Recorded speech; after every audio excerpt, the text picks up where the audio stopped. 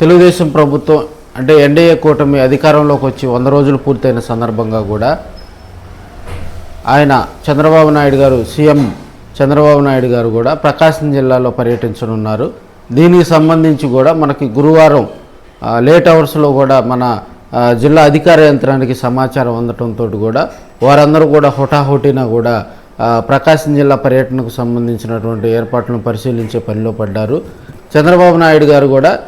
సాయి విష్ణు విల్లాసులో ఏర్పాటు చేసినటువంటి ప్రత్యేక హెలిప్యాడ్లో కూడా అక్కడికి చేరుకొని అక్కడి నుంచి కూడా మద్దిరాలపాడు గ్రామంలో చేరుకొని మద్దిరాలపాడు గ్రామంలో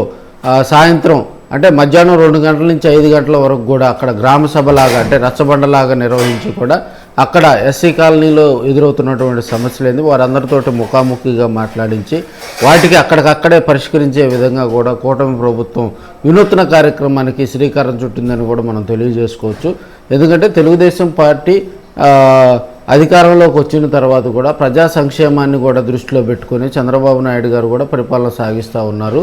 అదేవిధంగా ఎన్డీఏ కూటమిలో భాగస్వాములైనటువంటి బీజేపీ జనసేన పార్టీ కూడా ఆ వైపుగా ఒడివడిగా అడుగులు వేస్తూ కూడా ప్రజారంజిక పాలన అందించే క్రమంలో కూడా ప్రజల వద్దకు సంక్షేమ పథకాలు చేర్చే